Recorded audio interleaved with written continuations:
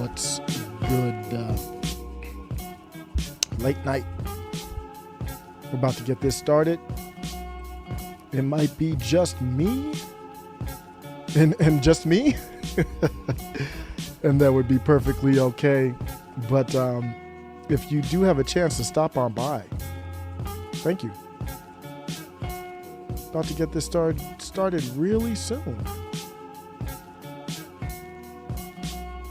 Hope everybody's having a good Friday night.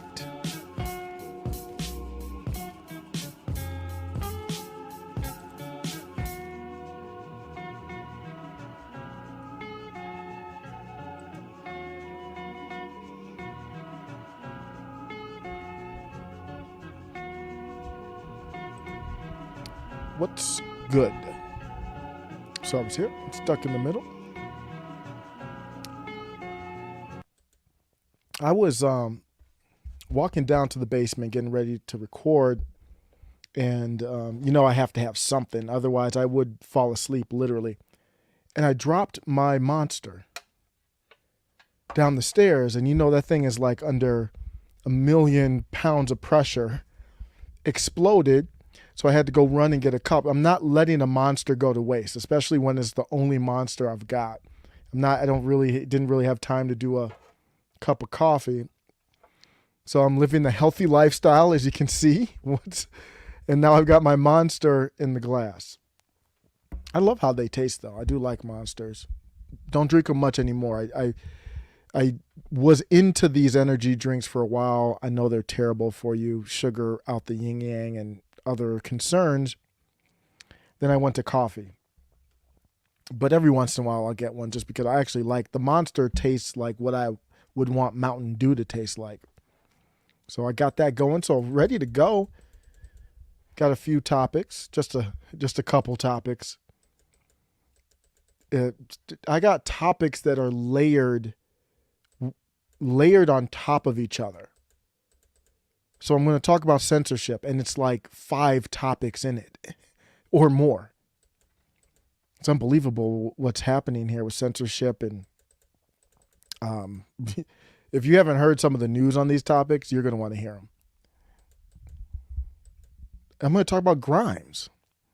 I could seriously do an hour on the Grimes, Elon, and I'm not really like a chit chatter or a guy that I don't think I can really extend topics like other people can. I have no doubt in my mind I could do 1 hour easy on Grimes, Chelsea Manning, Elon Musk, on that whole thing that went down.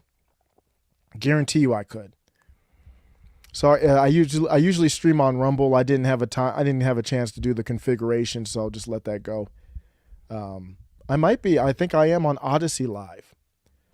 So usually right now I've always stayed away from Facebook because Facebook is the most draconian in their censorship, in my opinion. But, why not? So I do have a Facebook. Right now it's streaming on Facebook, YouTube, Twitch. Why am I on Twitch? I have no idea, but why not? Facebook, YouTube, Twitch, Twitter, Odyssey, Rumble. That's it. I don't know of any other platforms that I could really stream on, actually. Why not? Why not try to stream on them? Grimes. The Grimes and Elon thing, this tweet kind of says it all. And I don't even know all the aspects of this tweet, but the tweet itself on this Grimes situation, I'll break it down. It's an intersection of many different things. So before I get started to that, I just took a look at the chat. Shout out to everybody in there.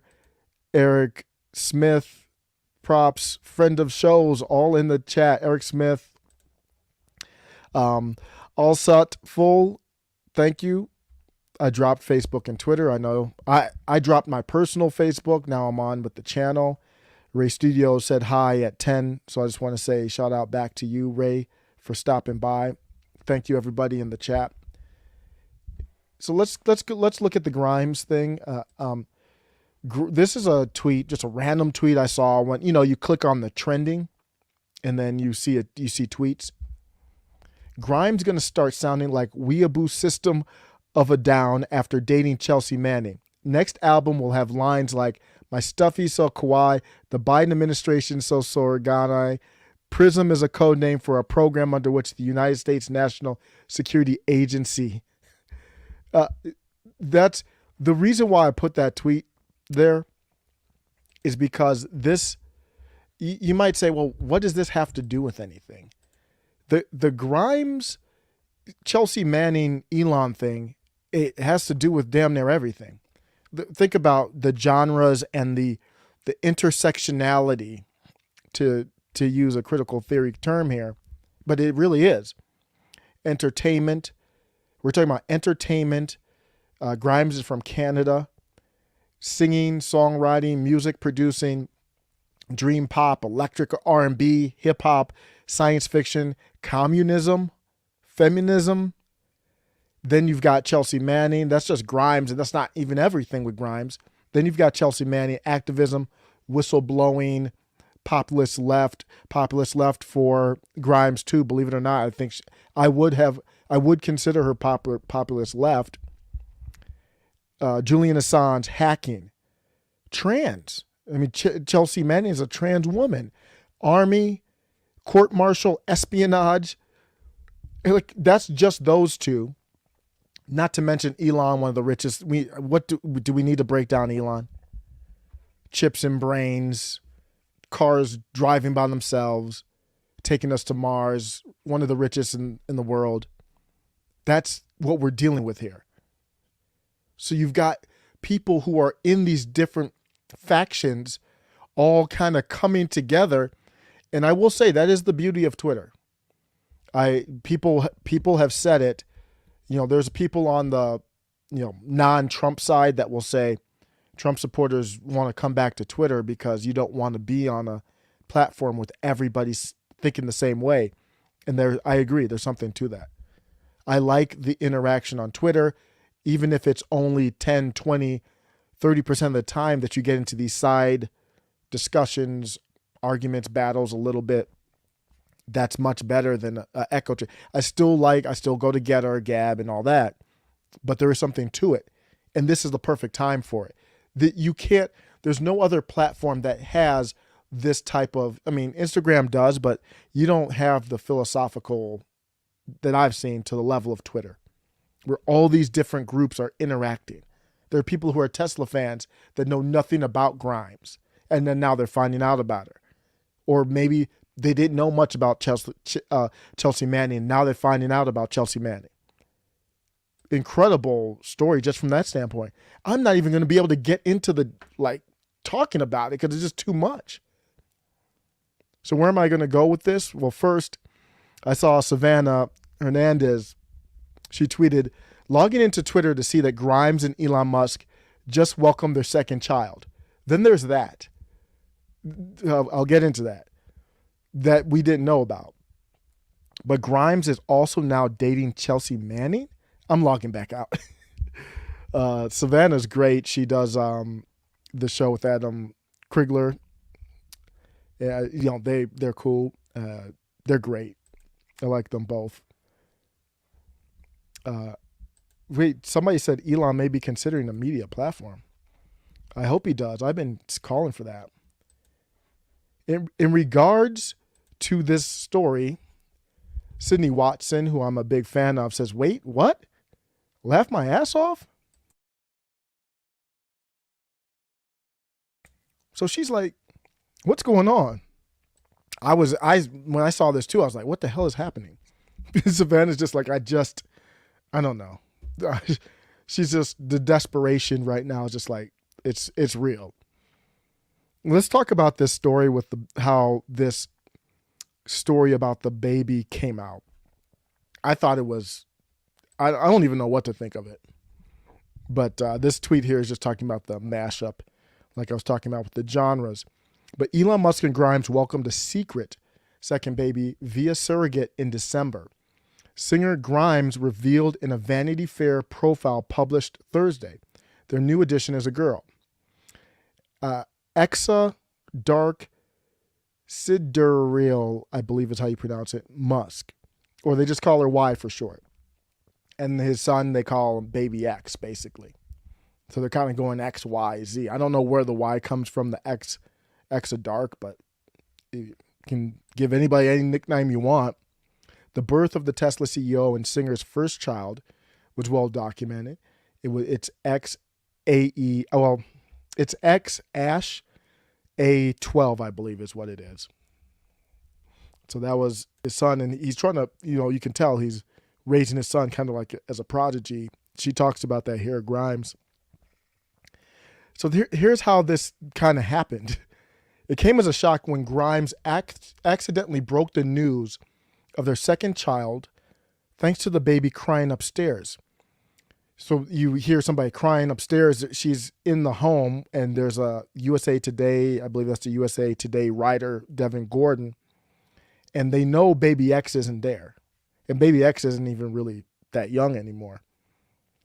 So imagine that. You're interviewing a big interview, interviewing Grimes at her crib, wherever they're at, and then you hear, quote, vaguely like a lone cry from an infant upstairs. And Grimes had already said Baby X was with his dad. So you hear the crying, you're like, what the hell is that?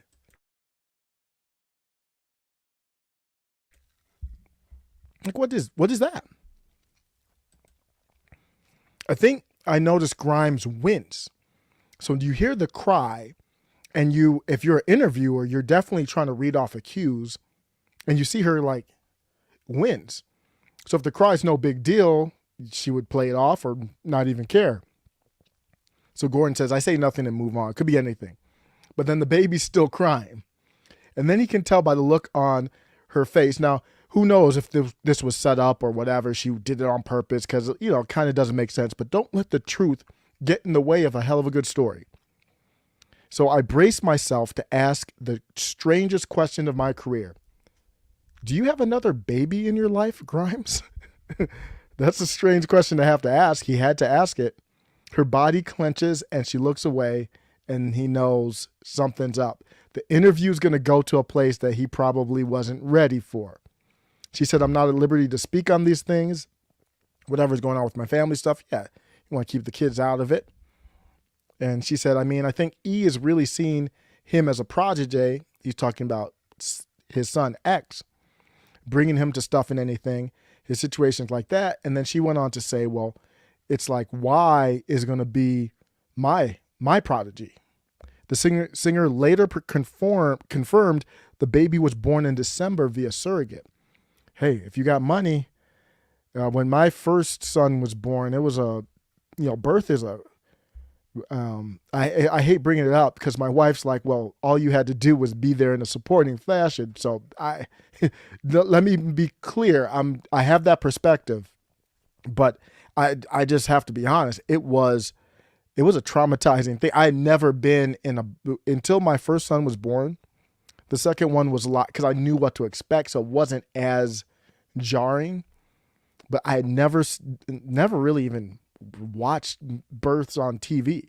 We saw a little bit leading up to it. We were watching YouTube and stuff, but and my son is it breached? He was the wrong way, and it was giving her back pain. So it was like real. She was really in pain.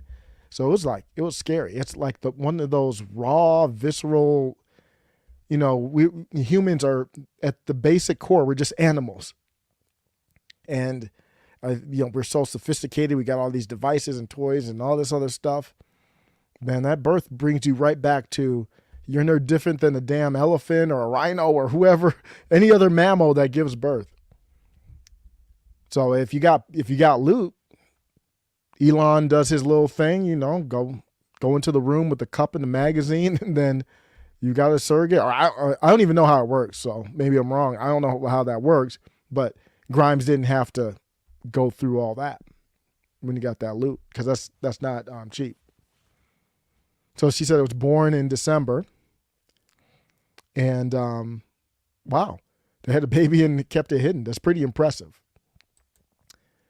What does the name mean? It's interesting. Exa is a reference to the supercomputing term exaflops, So if Elon's going to name his daughter after this, and exaflops were also used, I'm going to talk about that just briefly, in the computer that they're building called Dojo.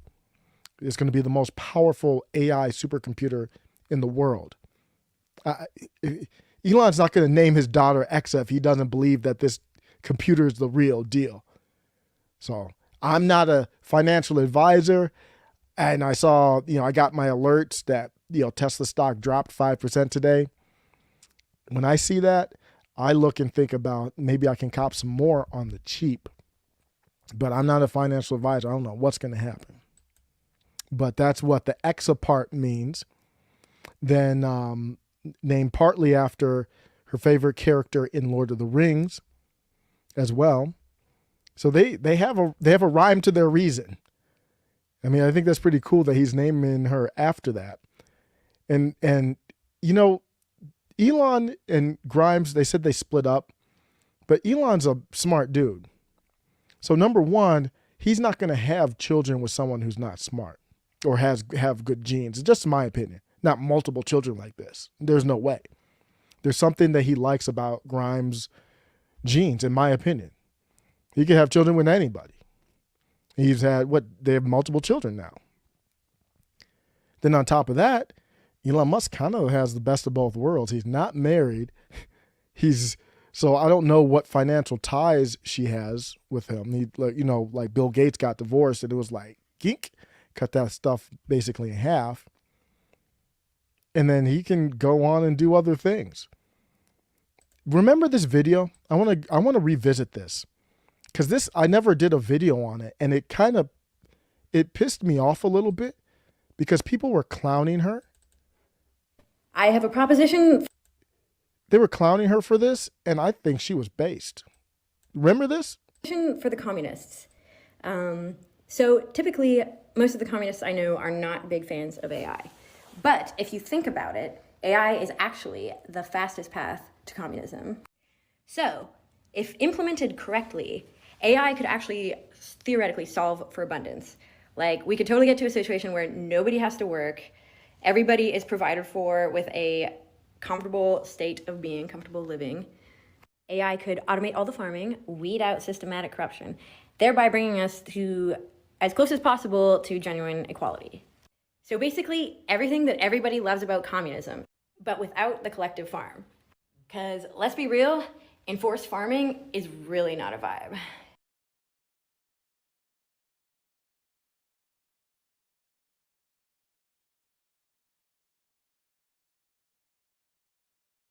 I'm going to have to clip that.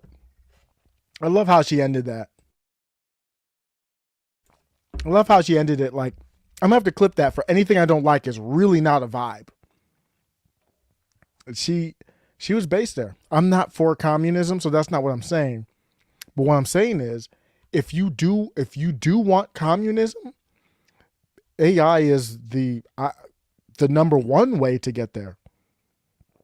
I am for universal basic income, and that's partly because of AI and robotics. It's going to take over jobs. You're going to have to find a way. I don't think we're going to be able to. Some people have an argument that there will be new jobs created that we don't know about, so it won't really wipe out the workforce. Like, for example, McDonald's. McDonald's will be able to drop the fries, flip the burgers completely with robotics. Maybe you need 1 or 2 people in the store. But maybe there'll be other jobs like cleaning the robots or whatever, some jobs that we're not even aware of at this point. It's possible.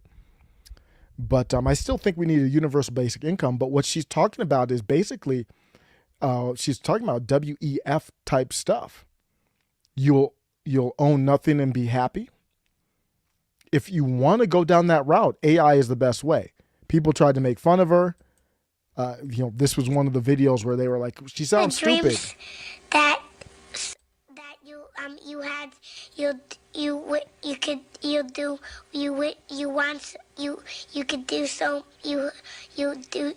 So they tried to clown her, saying that she sounded like that. Eric Smith was like, I heard nothing she said. I was too distracted by her face dots and lisp. But basically all she's saying is AI, it's never AI by itself. It's AI and robotics, machine learning, and literal robots that they're going to be doing all the work in the world, basically, at some point. So think of Battlestar Galactica, Cylons. They're going to be very human-like, and they're going to be doing all the work. You won't even really be able to tell them from humans at some point down the road. Then what would you do? If you could have them do all the work for you, they do it more efficiently, they do it faster, you might have a communist utopia. It's very possible. So she might be right, might be wrong, but I think her take there is on point. And they tried to call her stupid. Elon Musk is not having kids with someone who's stupid. That's just, I don't see that. It's possible. But I'm going to end with this. Don't worry about Elon. He's good, okay? Rumors are he moved on to Natasha Bassett. He's okay. I know he's a billionaire, and I know you're probably really concerned about his feelings about the breakup, or could you call it a breakup? I mean, he's just doing his thing. Like, I'm not calling this a breakup, Elon. You just doing what you do. Like, he's okay. And Elon Musk pointed out that the declining birth rate was one of the biggest threats to civilization. Elon Musk is probably going to be 80 to 90 years old and still popping out babies with some 20-year-old. He's doing it on his own. He's going to save the world. Let me know what you think. Oh, man. I'm going to touch on this too as just a separate side note. I thought Elon was, he's unique, and Grimes gave a little bit insight to how unique he is. She said at times he lives below the poverty line. This is a guy worth literally hundreds of billions of dollars, and would not buy a new mattress despite her side having a hole in it. I love this story because my parents are cheap. You could call me cheap, but I'm not that cheap, I don't think. But we watch our money. But Elon Musk is cheap. And when I say cheap, he wants to get to Mars. He might have to fund a lot of the Mars trip himself. And he might want to fund it himself. He's going to need a trill. He's going to be the first trillionaire ever. I don't know when that's going to happen, but I think over the next 10 years, he's going to be a trillionaire. And he's going to have to do it. And here's what happened. I'll show you how serious he is about it. This is my opinion of it. That once they found a hole in her side of the mattress. I'm assuming he has a pretty good mattress. So if it has a hole in it, something happened. You know, these expensive mattresses, they don't just get holes in them after wear and tear. Something probably poked it or something like that. Instead of buying a new one, she said, Musk suggested that they bring over the mattress from her home instead.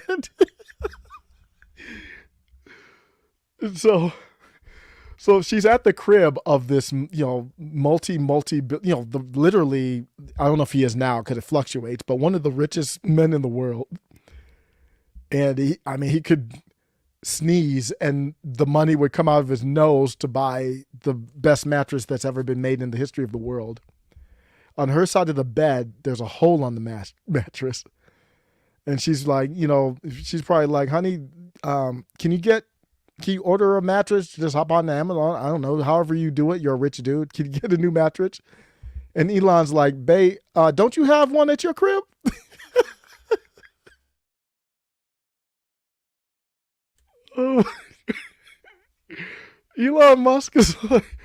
Elon's like, what? Why don't we just get the one from your crib over here? And she's like, who am I with right now? Grimes is like, bro wouldn't even get a new mattress. Bro doesn't live like a millionaire. Bro lives at times below the poverty line. People tried to knock her for that line. And you know what she means. She means that he doesn't live like a billionaire. People are so sensitive. To the point where I was like, can we not live in a very insecure $40,000 house where the neighbors like film us and there's no security and I'm eating peanut butter for 8 days in a row? So Elon is bachelor dude, man. He flipped all his money from PayPal took a risk. Like what? I forgot. Was it 10 million or something like that? Flipped it into Tesla. Had to sleep on the floor. Flipped it. Now he's a billionaire. Multi-billionaire. He's still living like he probably still got ramen noodles in the pantry. He's a bro. He's got women out the yin yang. Like he's just probably on the couch eating Doritos. He got Grimes eating peanut butter. He's the richest man in the world. He's got. You think she's lying? I don't think she's lying. I think she's. Why would she lie about that? He has Grimes. I'm sorry. He has Grimes on the side of the mattress with the hole. Elon, bruh, you got your girl on the side of the mattress with the hole in it. Like you didn't even offer to like, okay, we could switch sides. Elon is so cheap. He's like, you can stay on that side. You can stay on that side until you bring that other message from your crib. Until you go back to your crib and get that other mattress over here. That's gonna be where you sleep. Elon, bruh.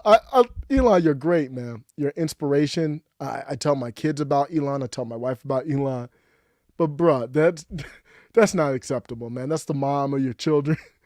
Like, you got her on the holy side of the mattress, and she's literally eating peanut butter for 8 days straight. Like, you don't have a chef? Like, bruh, what's going on? You just in a 48. I know you want to save money. I know you're concerned about the Bernie Sanders type of thing, and Grimes herself, had this dichotomy. Like, I came from I'm for the people, and now I'm with a billionaire. But you taking it too real, man. Like, I hope you're doing better with Bassett, and you gotta do better with the mom of your kids, man. You gotta do better than that. So Grimes actually had this debate about here. Like, I feel like I'm a class traitor because, I was deeply from the far left. When she says far left, she was from the populist left and converted to being essentially a capitalist Democrat. And I don't know if that's true. I mean, I would love to explore that with her more. You didn't become a capitalist Democrat just because you're with Elon Musk. I consider Elon Musk a populist. The reason why my definition of populist is basically making the decision to put the power in the hands of people over any other entity, government, corporations, any entity. Elon he's a proponent of that. So it doesn't matter if you have $1 trillion. You can still be far left. You can still be populist. Now, you're not socialist if you're doing that, but you can still have populist beliefs. Let me know what you think. I can't get over that. I believe that 100% true. I don't think, there's no reason for her to lie about that. She's been completely honest about everything else. Before I go on to Khanna, let me look at the comments here. She liked having money and being around rich people. Absolutely. So she does lose the communist label. You're not a socialist, you're a capitalist. But that doesn't mean you still can't be a populist. You can be a capitalist populist. Also, Full says Elon in a Tesla with a mattress on the roof. He didn't even bother doing that. He probably told her it was you. The holy side of the mattress is on your side.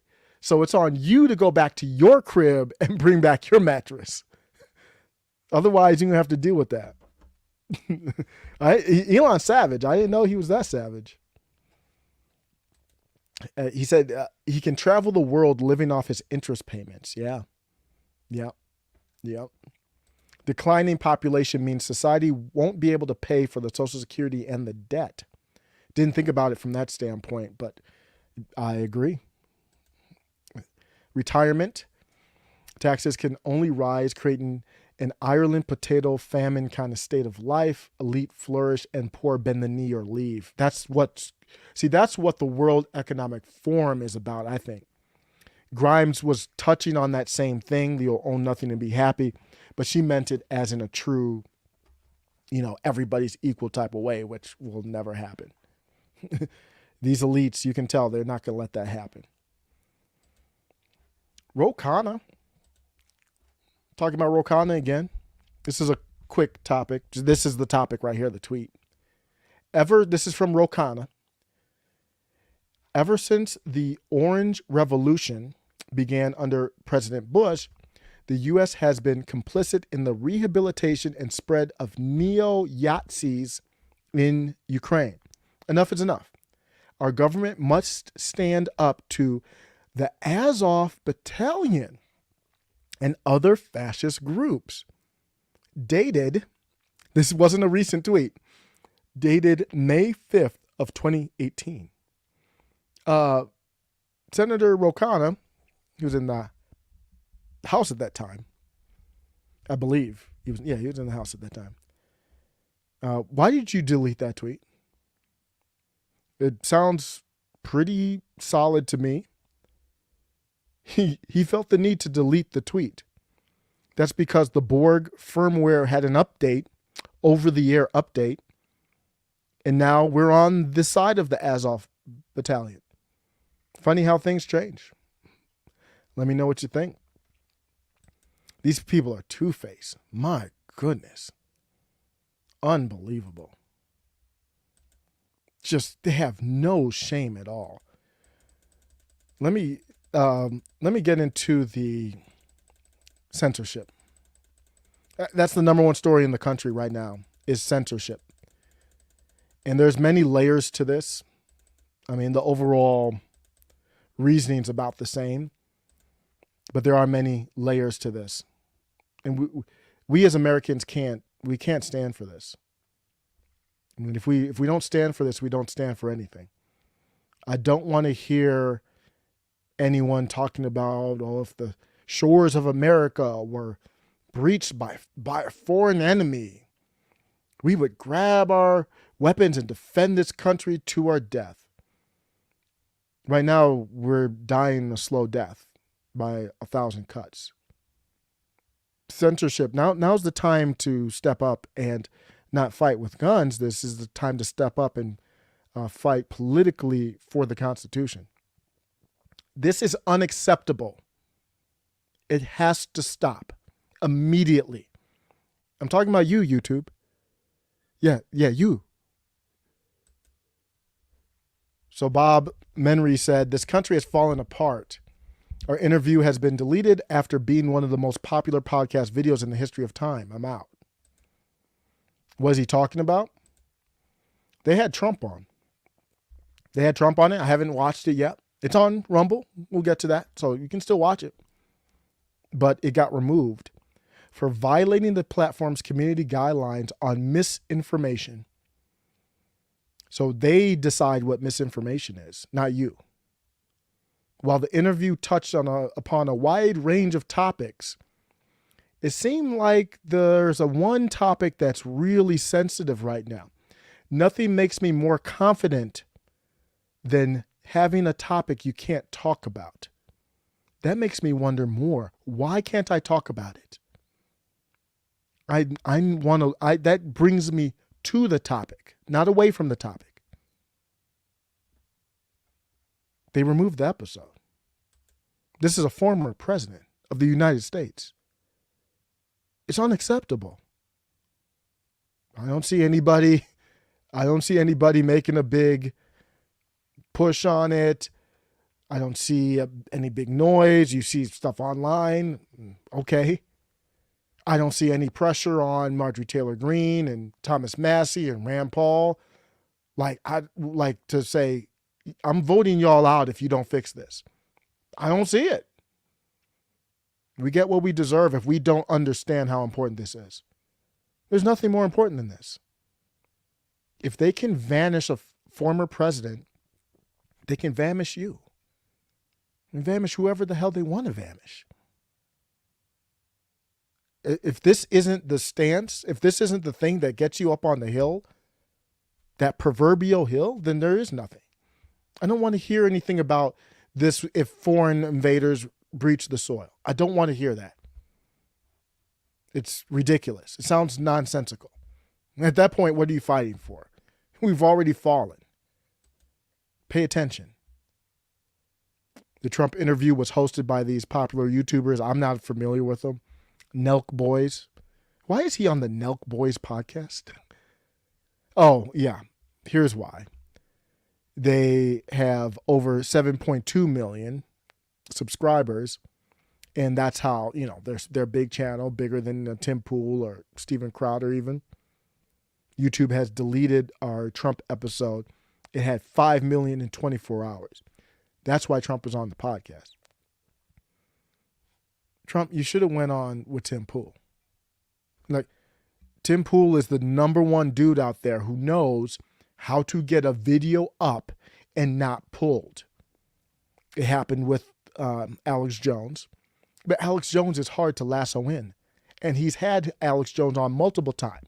He did a massive episode with kings of anti-establishment, Alex Jones, Joe Rogan. Well, Joe Rogan actually is establishment to a certain extent. But, you know, persona non grata, Michael Malice, Drew Hernandez, Blair White, all on one show. Didn't get it pulled. Still up right now, millions of views. Trump, why didn't you go on Tim Pool? I don't know. Maybe they talked about it. I don't know. He's on with the NELK Boys. Maybe he wanted to have the video pulled so he can play the martyr card. Tim Pool would have navigated that interview. He had Marjorie Taylor Greene on, not pulled. Andy Ngo on, not pulled. The last video he pulled was the one with Ari the Rugged Man, and he did that as a precaution. He didn't even. I don't think he didn't really breach the terms. It was, so, you know, RA used the term Ritz cracker without the Ritz, and that's why that's what he was like, I don't know if that's legit or not, so he pulled it. Okay? Because that word was big in the news because of Twitch and Vosh and what's his name? The nephew of Jink. Sometimes Trump's decisions it's all about flair, pizzazz. Like, he would rather go on with Mr. Beast than Tim Pool.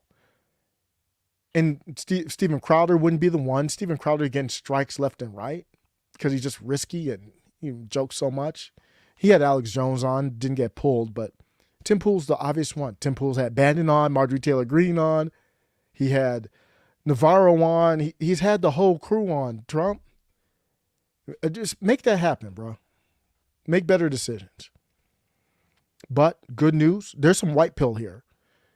Long-term, Rumble is going to have the same fate as DuckDuck Gone or any of these other sites. Rumble reminds me so much of YouTube before YouTube blew up.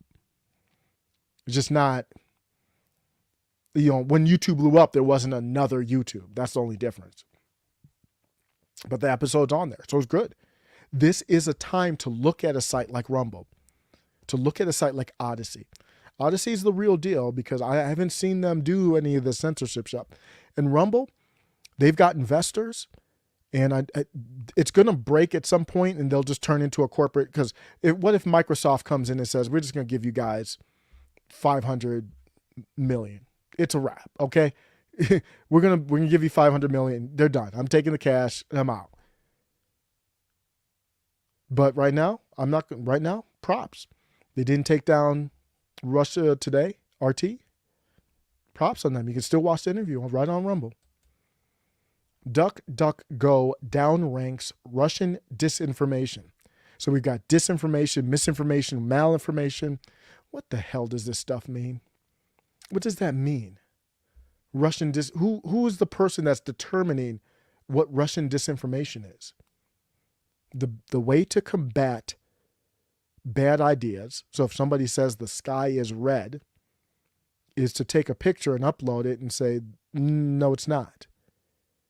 It's not to censor the person who says the sky is red. Nobody is following somebody saying stupid stuff like that. There will always be some people, that's fine, that's their right. So DuckDuckGo exposed as frauds. I didn't know much about them, so I wasn't surprised or not surprised. I just didn't know. I I use DuckDuckGo exclusively because Google is, well, I use Google to see what the trends are. If I search like Marjorie Taylor Greene, what's the trend?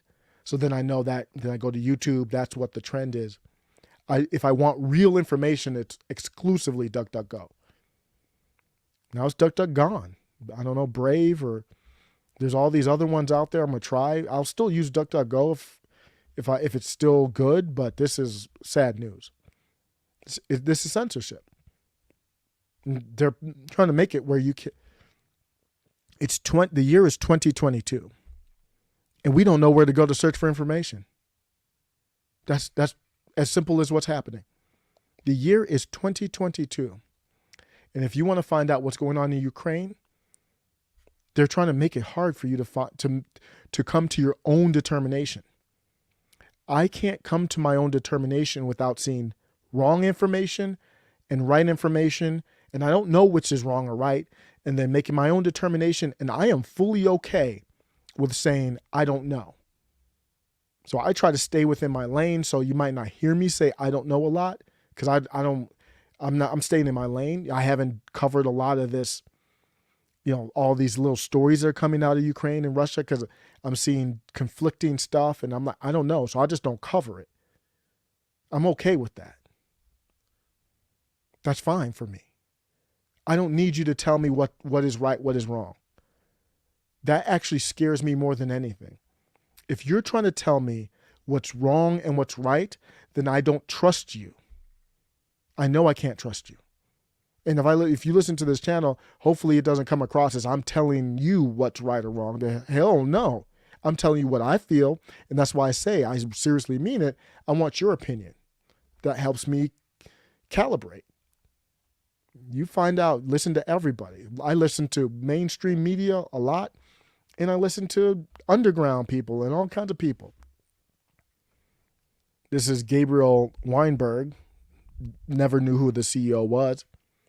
Says, like so many others, I'm sickened by Russia's invasion of Ukraine and the gigantic humanitarian crisis it continues to create. Okay, no problem with that. At DuckDuckGo, we've been rolling out search updates that downrank sites associated with Russian disinformation. Now that's the death of DuckDuckGo. It's over. People are still going to use it like myself for right now, but we're looking for the next one. We are right now, you watching this video, by definition, if you are watching this video, you are, at least for a moment, down with the dystopian future where we are the band of misfits, people who are living underground, running around looking for freedom. That's what's happening. You can barely live without the internet. Who's living without the internet? And they're locking it down. They haven't even done the metaverse yet, which is just a fancy name for virtual reality. You won't be able to live. Right now you can't. What if you're looking for a job, what do? You can go on boots on the ground. You can still go old school. Back in the day, you used to use a newspaper. Who uses a newspaper anymore?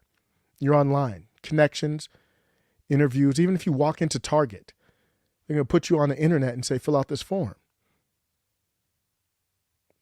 So you need the internet. It's the town square. It's the only place that matters for your voice. And they're killing it. This is the utmost seriousness. Social media platforms like Facebook and Twitter have updated their policies to deal with disinformation about Russia's war. And they're all following suit.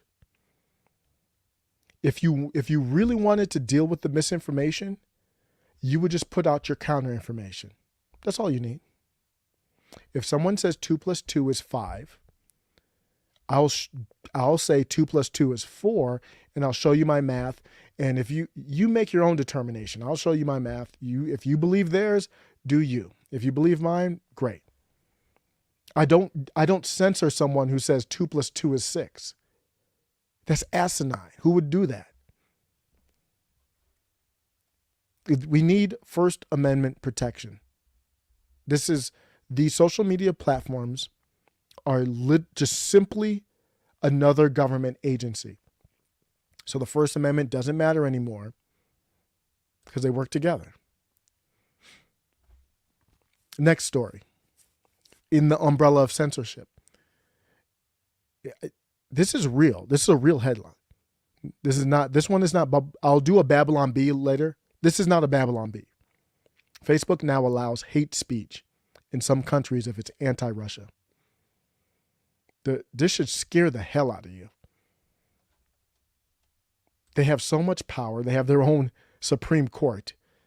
They have their own Supreme Court that decided the fate of a former president. Not the real Supreme Court, the one that gets bribed with money and taken to fancy resorts and all that. No. They have their own Supreme Court that they pay for, and they call a third party, impartial third party. They are allowing violence on the platform now against Russian invaders specifically. Did you hear that? They're allowing violence against a specific group that they determined that you could allow violence actions to. And I think it's basically like Russian troops and even the president. Are you serious? You do realize, I don't care what side you are. If you believe in the religion of establishmentism, that's fine. But you do realize that if they can do that to Russia under this guise, they can do it to you. They can call you a group that we can do violence, and anyone can call for violence against you. They're doing whatever the hell they want to do. Obviously, the government's okay with that. Facebook's parent company Meta confirmed on Thursday that it will temporarily allow users affected by the war in Ukraine to publish posts calling for violence. Social media is a scam. We have to use it. I'm on it now. I wouldn't be connecting with you right now if it weren't for YouTube. I am grateful for that, and I thank Alphabet for that, because they could shut me down right now. So it's not all bad. But this is ridiculous. They said they're going to temporarily allow users affected by the war to publish posts calling for violence against Russian invaders? I used to wonder, how did America set up internment camps for the Japanese? Like, how did that happen? You see how it happened. I mean, this is online. It's not the same thing, but it's this, I don't know if it's the mass formation psychosis or what. People are okay with this? I don't know what's happening. If you can't see the problem with this, I don't even know what to say. They updated their company's hate speech to say you can do hate speech against this group for right now. All under that. So in light of the ongoing invasion of Ukraine, they made a temporary exception for hate speech affected by war to express violent sentiments towards invading armed forces, such as death to the Russian invaders. This was a Meta spokesperson saying this. It's designed to preserve voice and expression for people who are facing invasion. The policy update will allow violent posts that refer to the war in Ukraine and are directed at the Russian government and military. It's intended to give Ukrainians a chance to defend their country on social media.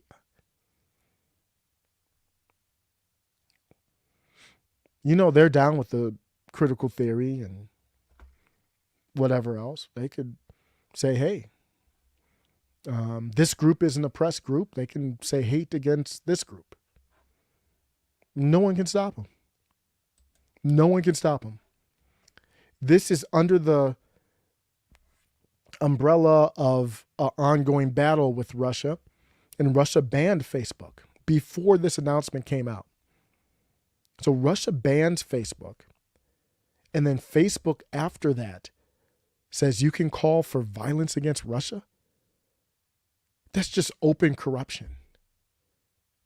I mean, it is antithetical to everything that the United States is about. This government is completely out of control. And it's getting worse. I don't want to scare. I want to be honest. I don't know what's going to happen in the midterms. I don't know if we're going to have a traditional midterm.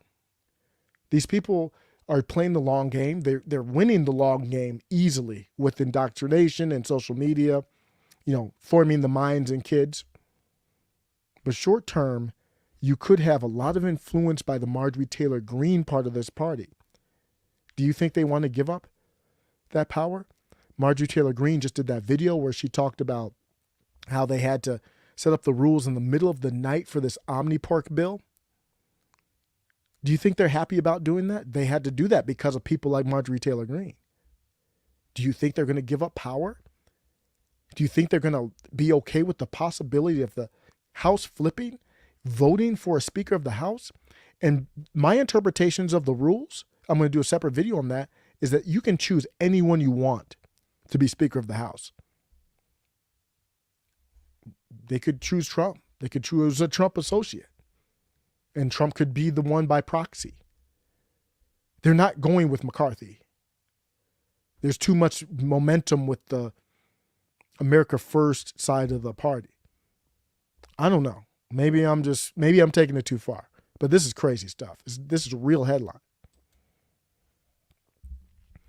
Another part of this was the Russia Today, the RT stuff.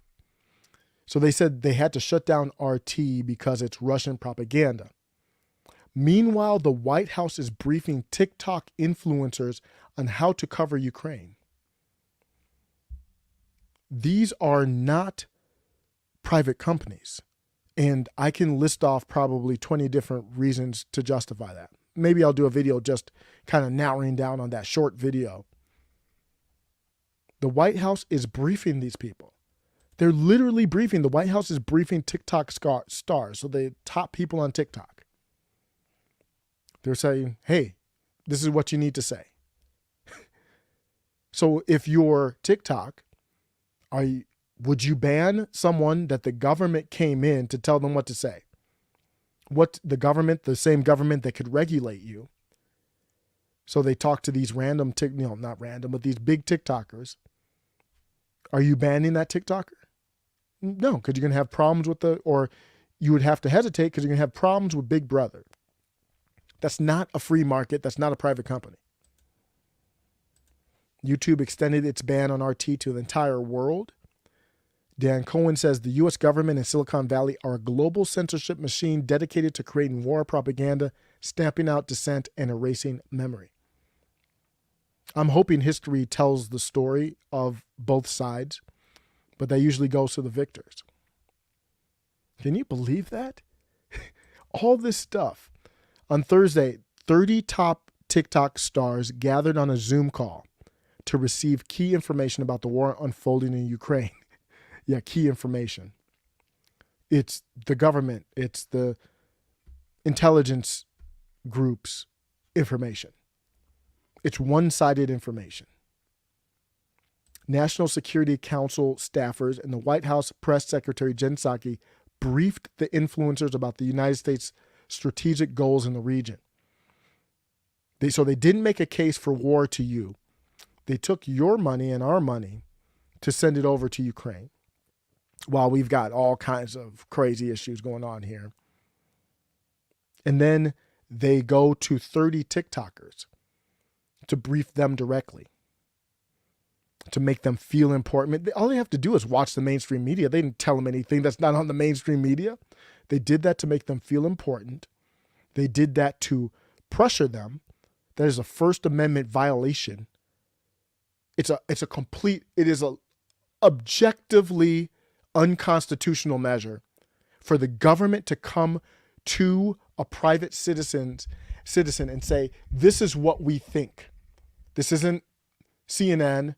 They said, hey, this is a relationship between you and someone who has power.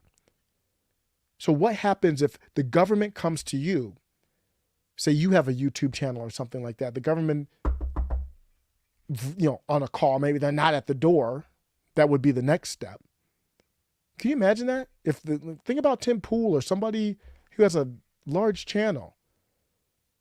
But yeah, these TikTokers, they come to him and they say, hey, we need to talk to you. And they don't say it like that. They're like, oh, you're so important. You're so great. And your TikTok dances are they're stupid ass dances.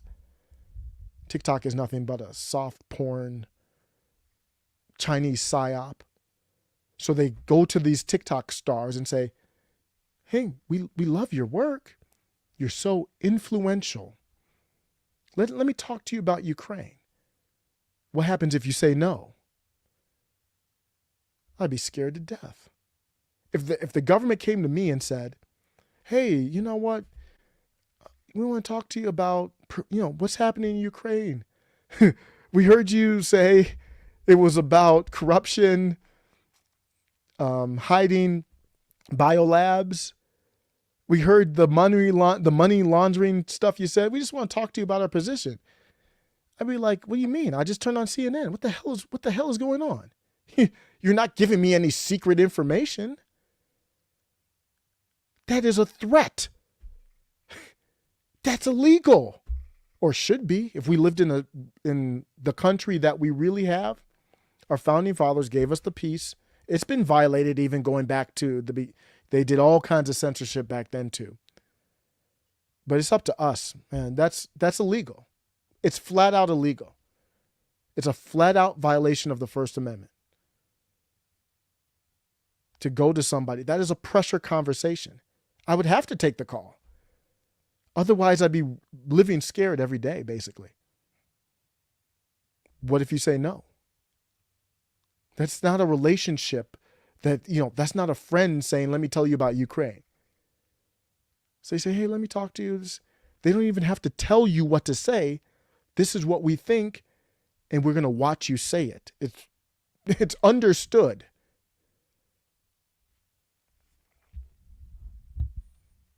This is crazy stuff. An 18-year-old, Ellie Zeller, you can go to Libs of TikTok on Twitter. They had her dancing. They're getting a little lazy on TikTok now. I've been on TikTok for some years, and I don't know if it's past its prime. It's a great app. It's the algorithm with TikTok's the most powerful algorithm out there, in my opinion. But they went to an 18-year-old. The reason I said that is her dancing was it wasn't impressive. Let's just say that. But all you have to do is have a pretty face and, shake around. That's what it is. 18-year-old has 10.5 million followers. She hopes to remain in communication with the White House and continue to press officials there about key issues. She sees herself as a voice for young people and the growing contingent of news consumers getting information primarily through social media platforms. 18-year-olds aren't watching CNN. They can't reach them. They got to go to people who are in that lane. Maybe that's why Trump went to that. I don't know that NELK podcast. Maybe that's why he went there. But I know Tim Pool has good numbers in the key demos, though. So they went to an 18-year-old, barely an adult. The government went to a barely an adult and said, hey, this is what we have. I'm here to relay the information in a more digestible manner to my followers. I would consider myself a White House correspondent for Gen Z. White pill, though. Shout out to Odyssey. I think I'm on Odyssey right now live. We are going to release creator memberships like Patreon, but take zero cut. Creators will keep 100% minus payment processor fees. Watch this space. Smart move by Odyssey. If you don't know, Odyssey is a great site. Free speech. They have their own currency on there. That's a great idea. To give people more what's really the incentive for me to prop up Odyssey? I could prop up Rumble. Everything's fragmented. Gab. I'm on Gab too. I upload a lot of videos to the Gab TV. I could prop them up. This is the reason why they would take zero cut especially to start, is the promotion is worth the zero cut. If you're going to do a Patreon and you get more, I don't know how the currency works. I'm not really an expert on that part of it, but you can get more money, percentage of the money, then it gives you more incentive to talk about it. But free speech, I'm all for it. A lot of people are on there. Sticks and Hammers on there, Eric July, The Quartering, a lot of people are on there. It's a good site. I would say it's a better experience than Rumble for me, just like as a user looking for videos. But Rumble, props to Rumble. I know Rumble and Odyssey had beef, but whatever. RT is going to Rumble, the venture backed by Peter Thiel. So look at that. Rumble is standing up. They don't have to do this. They are passing a test. It's an early test. I still think they're going to eventually be corrupted, but they're supporting this RT. And then YouTube removed an Oliver Stone documentary. Oliver Stone, clearly a left person. Doesn't matter. If you're not with the narrative, you will feel this hammer. The narrative, the hammer doesn't care where you are, what side. It's if you are either useful to the narrative, to the establishmentism, or you're not. If you're not useful, you will feel this hammer. They removed the documentary. I'm going to watch that. I have not seen it yet, but it's on Rumble. That's the white pill moment. Let me know what you think. Yes, Crowder's on Rumble. And you know, what happened to, I heard Salty got banned, but I still saw uploads from him. I haven't got a chance to watch him in a minute. I'm just going to search for Salty Cracker. Salty Cracker has been killing it on Rumble. So yeah, he's uploaded 12 hours ago. So he's still uploading. His live streams are so good. I love the Salty Army. But he is on Rumble. He's one of the best. He's killing it on Rumble. Double T, cool.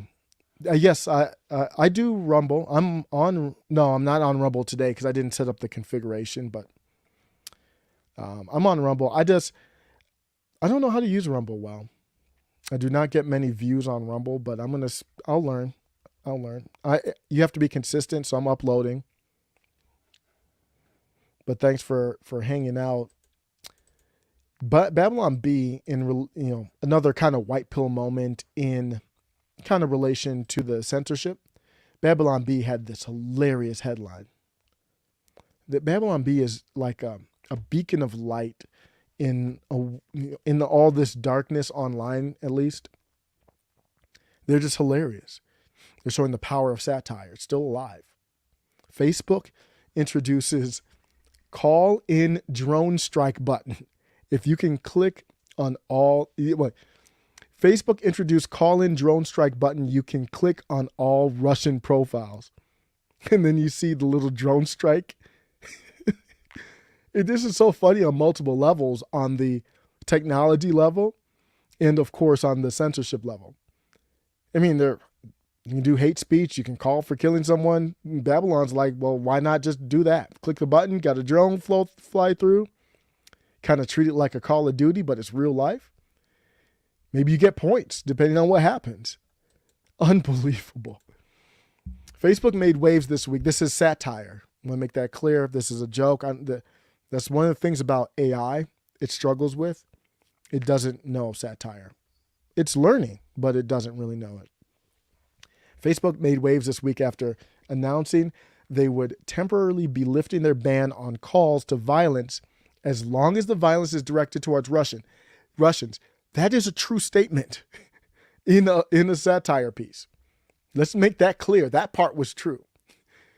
Now, in an exciting new update, Facebook will allow users to directly commit actual violence against Russian people in a new call-in drone strike button.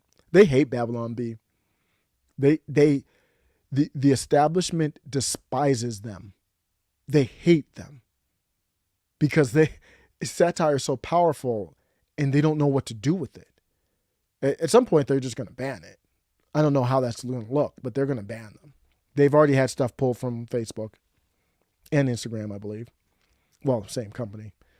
As leaders in the tech industry, it's very important to use our vast and terrifying power to connect people, disseminate trustworthy information, and sometimes kill people we think need to be killed, said COO. I'm going to change the name just to make sure you know it's Satire. Mark Zuckerberg. Since our entire culture decided overnight it's okay to hate Russian people now, that's true. That's very true. We want our users to be able to join in that hatred together. That's why we're proud to add this cool new drone strike button. I like how they phrase it in the same, that tech corporate speak. Clicking on the call-in drone strike button will immediately signal one of Facebook's 10,000 brand new Predator drones to track down and blow up the Russian of your choice. Users with successful kills will receive a special edition Ukraine flag. I'm just so over it. I can't even hold myself from laughing. I'm gonna reset that. I gotta read that again. I hate laughing in the middle of stuff. This is one of my favorite articles they've ever done.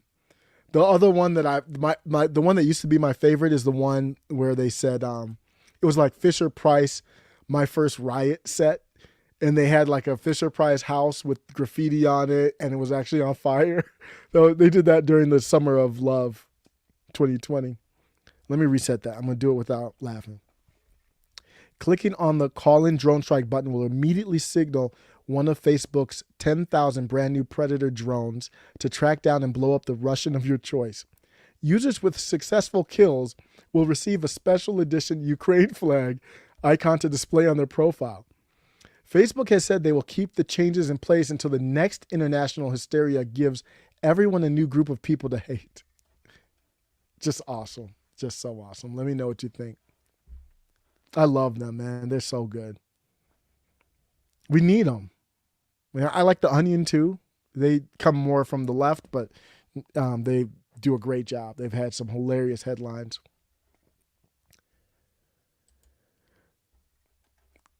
Let me try to get they got the best meme game on IG. See, I'm not on IG, and I gotta get on IG. I honestly don't know. What to do with IG. And I can only do so much, man. I'm already kind of stressed out. Not stressed out, stretched out. So I don't know. I'll have to decide what to do. I probably want to do more TikTok, even though TikTok is restrictive. They give you a lot more chances, though. IG's okay. Yeah, IG's great for what it is. I think it's got to be, for me, it's got to be a picture site. So I don't know. I'm not a real memer. I could, pass along memes or whatever, but it's so off the beaten path of my normal editing videos. Yeah, it's a whole different thing. And Facebook is a rough one, so I'll have to figure that out.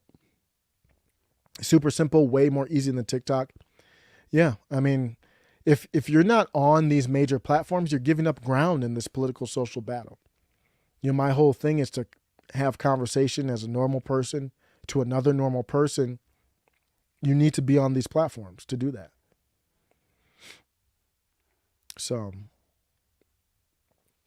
yeah, Eric Smith, I didn't even talk about him yet. I think Eric Smith is talking about the friend of show. Sometimes when I say friend of show, it means not friend of show.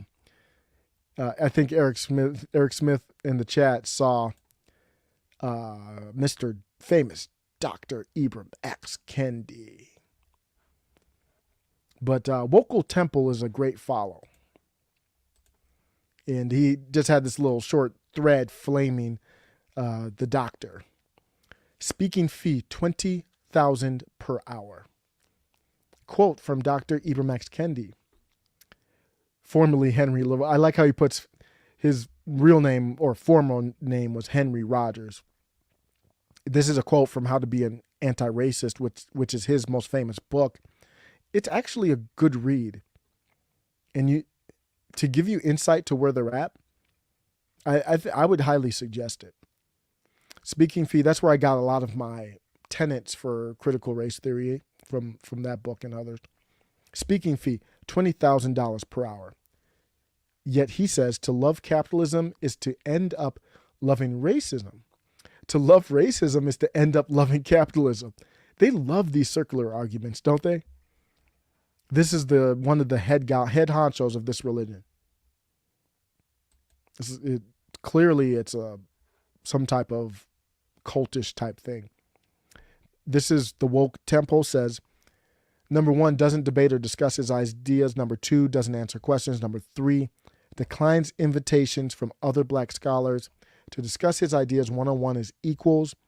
Number 4, calls people who disagree with him racist. Number 5, blocks people on Twitter who disagree with him. 6, is a scholar. And then 7, racism is a serious subject that deserves serious scholarship. And none of that lines up. 8, this is the champion we have chosen. So I just like those tweets. And the Woke Temple is a great follow on Twitter. And I replied to this, and I just want to reiterate the end goal, whether it's him or someone else. The end goal is to create power, institutionalized power. So he gets power, but he would be really controlled by whoever is controlling the government now, basically. He would establish a Department of Anti-Racism. This is in the United States, is what he proposed. And nobody spoke against this. He's the number one guy on this side of things, or one of them. It would establish and permanently fund the Department of Anti-Racism, comprised of formally trained experts on racism and no political appointees. The DOA, the Department of Anti-Racism, would be responsible for pre-clearing all local, state, and federal public policies to ensure they won't yield racial inequity, monitor those policies, investigate private racist policies when racial inequity surfaces, and monitor public officials for expressions of racist ideas. That, where we're trending, that is going to happen. You might look at it and say, oh, this is alarmist, or you might think all kinds of things. When the way we're trending, that will happen. I don't know. It's not going to be next year. It's not going to be 2 years. But just like AOC said, Texas is going to turn blue. Absolutely. If it's trending where it is now, that could be 10 years down the road. That will happen. And it will be an older Dr. Ibram X. Kendi. He's basically creating the role that he wants in power. Basically telling the establishment, if you give me this role, I'll do your bidding under the guise of racism, and we'll rule this thing. It's no different than Star Wars. Let me know what you think. I got one more segment. This is a good one. I want to end on this. I couldn't believe this when I saw it, actually. This is more in the tech realm of things. Before I do that, let's see. Eric Smith had a comment. It says, plus local government like DC City Council have already started these policies under the radar. Yeah, it's shocking how much of this is already in motion. Yeah, at the local level, state and federal. And it's GOP. Don't think GOP is any different. They're right in lockstep with it because it gives them power too. The establishment GOP. NHTSA halts requirement of human controls in fully autonomous vehicles. I was shocked to see this because I've been very critical on the government being behind the times. With technology, you've got to get ahead of it. So what they're basically saying here is you don't need a steering wheel on a fully autonomous vehicle. We have some now, but Tesla has a beta, and it's not fully autonomous. But we do have autonomous vehicles that operate in an enclosed area, pre-mapped, so they feel comfortable in this area. They've got big cameras and radar, LiDAR on them. They look very bulky and ugly, but they are autonomous in that area. So I don't know, I didn't read like the full details, but to me it looks like those vehicles probably won't need a steering wheel anymore because they're not driven. NHTSA halts that requirement. You don't need pedals, don't need steering wheels, don't need side mirrors. We're getting into the future. This is happening. And don't think the trucker protests didn't accelerate this, because I think a lot of people in power, they felt like if we had control over the trucks, we could have stopped it. Just like freezing the bank accounts, they could have froze the trucks. When we get to this future here, the same thing that they do with social media, they can do to your car. So they can say, hey, you know what? Hate speech against this group is fine, so we can just shut down their car. Digital currency, we can just literally make your money disappear. We don't have to freeze any accounts. Just literally make it disappear. So the National Highway Traffic Safety Administration said on Thursday that it would no longer require fully autonomous vehicles to equip human control elements in its vehicles to meet crash standards. Through the 2020s, an important part of U.S. DOT's safety mission will be to ensure safety standards keep pace with the development of automated driving and driver assistance systems. I'm not a fan of this this government, this agency of the government, and I'll talk about why they might be doing this. But this is a good thing. U.S. Transportation Secretary Pete Buttigieg said, "The new rule is an important step establishing robust safety standards for ADS-equipped vehicles." Reuters said the agency commented that the vehicles designed to be solely operated by an ADS would make manually operated driving controls logically unnecessary. So they're just basically saying fully autonomous. As a side note, Oklahoma Senate, they passed a bill.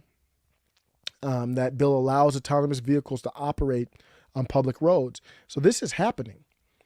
This is when cars go fully autonomous, and Tesla is probably going to be the first one to do that. When I say fully autonomous, these cars that are autonomous in these local areas, like where is it, San Francisco, where Waymo's at, or I think they're in San Francisco. That's not fully autonomous to me. If you're locked into if you're geo-fenced, that's not fully autonomous. You could say technically in that fence you are, but that's not what I mean. I mean, you can go from San Francisco to New York autonomously. But they're preparing for that. You have to get these bills passed on the local level to do this. Once certain areas do it and you see it working, then you'll see it popping up everywhere else. Very similar to what's happening with legalizing recreational use for marijuana. I thought this comment was funny, but self-driving cars will still need side mirrors? No, they shouldn't need side mirrors. This is coming up from the Cybertruck. The first prototypes of it didn't have a side mirror, but now they have to have a side mirror. But they have cameras. So really, even though it's not fully autonomous, it doesn't need side mirrors. You can put cameras up on the side or in the middle. I think it's better to keep cameras up on the side because that's where you're looking at. Because I've been in the Teslas. You've got, right now they have, if you turn the turn signal on, you'll see the side camera, but it's in the center console. It's a little unusual. It's a little awkward because that's not how we usually do it. Stan McGinnis commented on this article, said, "Am I the only one that thinks since GM wants this, aka lobbied for this, then the NHTSA is cool with this change? But if Tesla shipped cars without the steering controls, they would have went berserk." And that's where my take is. GM's working on their, I think it's called Super Cruise. Their Cruise that does autonomous driving. They're nowhere near where Tesla is, at least with product on the road. Tesla has the data as well. It takes literally billions of miles of data to get the computer to understand all the different scenarios. And GM lobbied for this. I don't know why. They're not near that. But they lobbied for it, and that's why it passed. But good news. I'm going to end with this, the whole live, basically. Look at some comments, and I'll be out. Homar's catalog. This is Omar Kazi. Shout out to Omar. Big supporter, fan of him. So smart, bright, and he's almost like the number one Tesla marketer. He's like the best PR Tesla has. And this is an example of it. Listen to this, how well this tweet, I don't know if he wrote this or what, but if you wrote this, Omar, shout out, man. This is well read. Well, good tweet. He said, March 12, 2024 was the day Jeremy, a straight A student just accepted to MIT, ruined his life. He was texting his girlfriend and didn't notice the man walking into the street. He was charged with manslaughter. Except it didn't happen because his parents bought him full self-driving. And his point with that tweet is, some people, I know there's quite a few people on the channel who are hesitant about full self-driving. I don't blame you. Ultimately, it will save lives. The robot's going to be better than us. That's not going to happen tomorrow, but it will happen. And we won't have as many.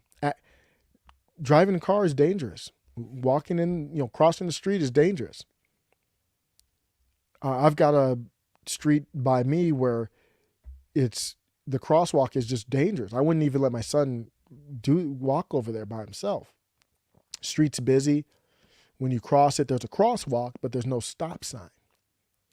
It's just a flashing yellow cross sign. So people don't see it. They just blow it. These cars will be able to pick up, even at night, much better than humans. So for me, it is a safety play. It's, convenience and all that as well. But there are legit reasons why this would be a good thing. This ties into the WEF as well. They said you will own nothing and be happy. One of the aspects of that is when you have full self-driving cars, like really autonomous driving cars, like you could get an Uber and there's no driver in it, you won't need to own a car. You won't want to own a car. Why would you need to own a car? Rich people would probably still have one, but most people would just take out their phone, program the app, say, I got to leave the crib in 10 minutes, come on through, and the car would come on through, no driver, get in, take you, get out. You don't need to park.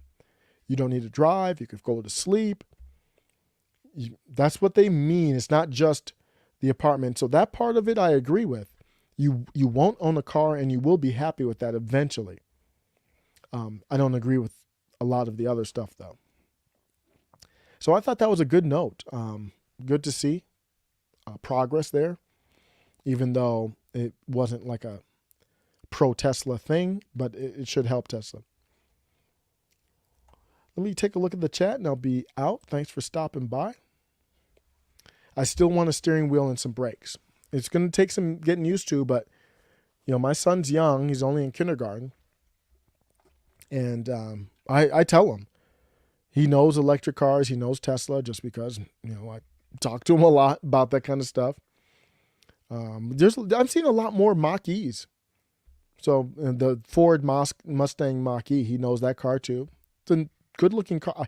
I just wish they didn't call it a Mustang. I mean, it has the features of it you can see, but I don't know. I think they should have called it something else, but you're seeing a lot of electric cars out here, and I think the future for him, I don't think he will ever learn how to drive. So I'm replying to you, Eric, wanting a steering wheel and some brakes. I don't think my son, who's 5 right now, by the time he's 16, if I had to bet money, I would bet he will never learn how to drive. He'll never need to learn how to drive. So he probably won't even know how to drive a car. Eric says, has no one heard of a backcountry muddy hunting road? No, I don't want an autonomous car. It will be able to drive without lanes. The self-driving beta that they have right now for Tesla can do that. Like it will drive on side streets. And I have seen it on like dirt roads too. So eventually we'll go anywhere. I don't want Uber taking me hunting. Yeah, I'm still a little uncomfortable taking Ubers. I know that's how old school I am. But you see, young people don't have any problem taking Ubers. It's the same type of thing as the autonomous driving. We'll be a little queasy about it, but young people won't even know how to drive, so they'll be fine with it. But that's why we've got to fight for digital rights, though. I talked about that. Talked about people, pro-authoritarians were asking Tesla to turn off Russian cars, like to turn them into bricks, basically, with like an update or something. Force an update to it. That's the scary part. That's the part. I'm not scared about the car driving because it's just a math equation. There will be crashes with autonomous driving, but it will be, orders of magnitude, which is just 10 times, 10 times is one order of magnitude. It will be multiple orders of magnitude more safe. It's just a statistics problem. So I won't be scared of it. So Double T says, laugh out loud, I'm not ever not going to drive my own vehicle. And there's something to wanting to drive. And we're, Double T, we're going to be dinosaurs. We're going to be those old people who say, I want a steering wheel and I want to drive. And the young people are going to be like, I want to look on my phone. I want to go on Tinder. I want to go on TikTok, and I'll let the car drive for me. You do you, old men or women. That's what we're going to turn into. It's just the way the world works. Going back, looking at some of the other chats, see if I missed anything. I am on, like I said, Facebook, Twitch. But right now, I'm on Locals. I'm going to be doing some non-work appropriate videos. I mean, nothing, hateful or anything like that, but stuff that I couldn't do on YouTube with some inappropriate behavior that I saw that I'll upload on Locals. I'll let everybody know. You can also go, oh, Black Pegasus came through. I didn't even see that. Yes, thank you for the perspective. I don't know if he's still hanging around, but stop by. That's why I got to go through the comments, man. What's up, Black? Black Pegasus says, NELK Boys is huge for Trump in the sense of culture. The left runs young trends. NELK Boys are huge in the influence lane for super young demographic. Thank you for the perspective. I stand corrected. Trump had a plan there. And I kind of touched on it when I said, the White House is going after these 18-year-olds. So I didn't know, I don't know much about the NELK Boys, but I think they do pranks and stuff. So it makes sense. So from that standpoint, makes sense. Why would Trump go on a platform where he already can kind of reach those people? So that makes sense from a reach standpoint. And obviously he did something right. They used the election as the excuse, but I think it shows when they're censoring you, you're doing something, right from the standpoint of going against the grain of the narrative.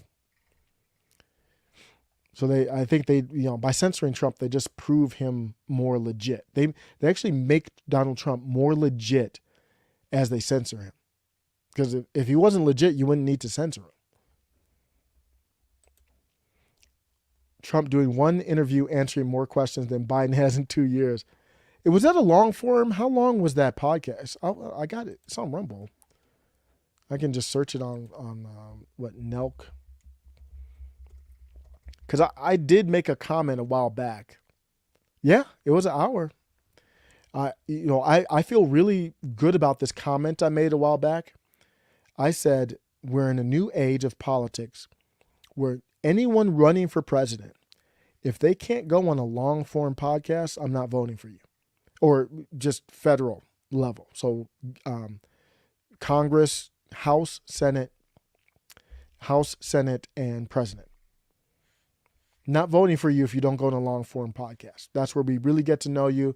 And so I don't know the questions. I don't know how tough they were on him. But let me go back to Black Pegasus said he's on the NELK Boys podcast because the NELK Boys are fans of Trump. Oh, that's good to see. Wow.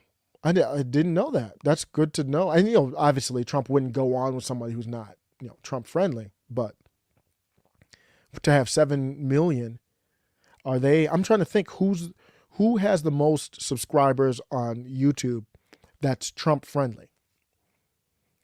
I don't know. Maybe it's them. I don't know. He's on the NELK Boys because they're fans and the NELK Boys are super tight with Dana White. Oh, okay. Dana hooked it up. NELK is way better than way big. Yeah, yeah. I mean, they have 7 million. There's more mainstream. It sounds like Trump won't. Oh yeah, yeah. I know. Yep.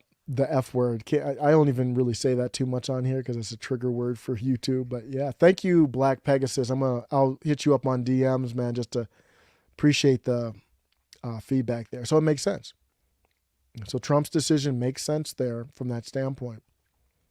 And I'm coming from a biased standpoint where I want to hear nitty gritty stuff, but Trump is coming from I'm running for president and I'm not giving up the younger audience, and that's more important than even substance.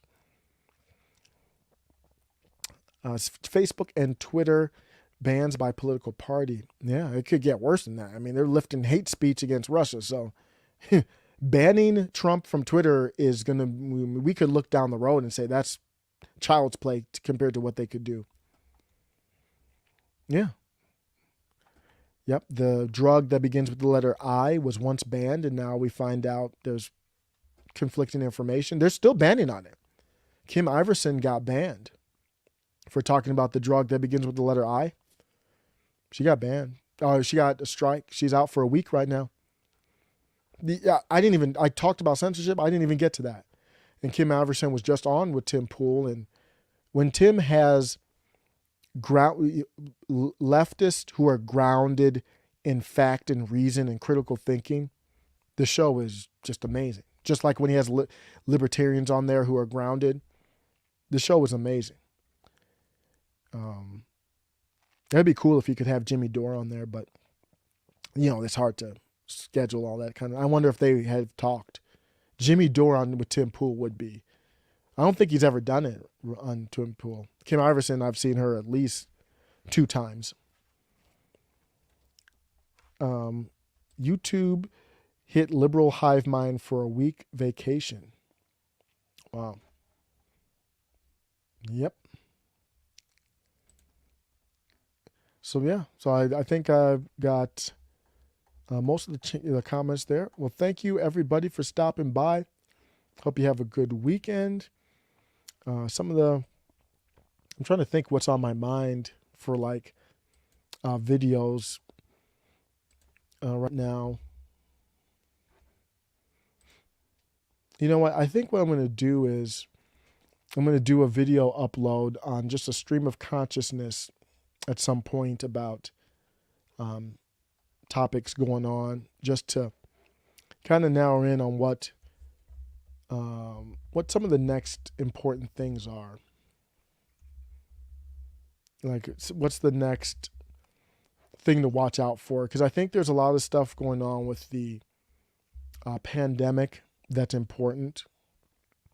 If you look at globally, I'm hearing things about some countries having high infection rates, and there could be the concern that I have with the pandemic, and I just have to flesh out my thoughts here, is this could be an okie doke. Because what's going to happen right after the midterms, what's going to happen long term, you give a little brief of relief. You ever watch 24 with Jack Bauer in movies, and what they talk about with torture techniques? They'll torture you, but then they have to give you a reprieve. Good, give you some food, make you feel good, and then go right back to it. So I could be overthinking it, but I'm kind of wondering about that. What's going on with Rachel Maddow? Is she going to keep her show or what? That's another, it's a side topic, not really important, but I'm not excited to see Jen Psaki. My dude, what's the dude? Mendy? Is his name? Gosh. All right, Mency, right? What's his name? The guy. He's really good. I think he's really good on. He has a show on Peacock.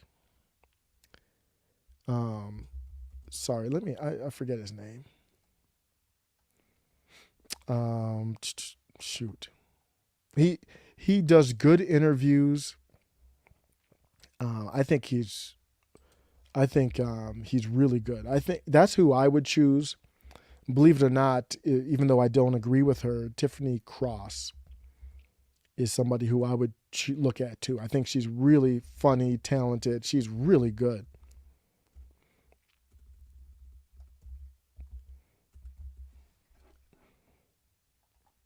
Not Velshi. Velshi's I don't have any problem with Velshi, but it's I forgot his name. He begins with the M. Can't find him.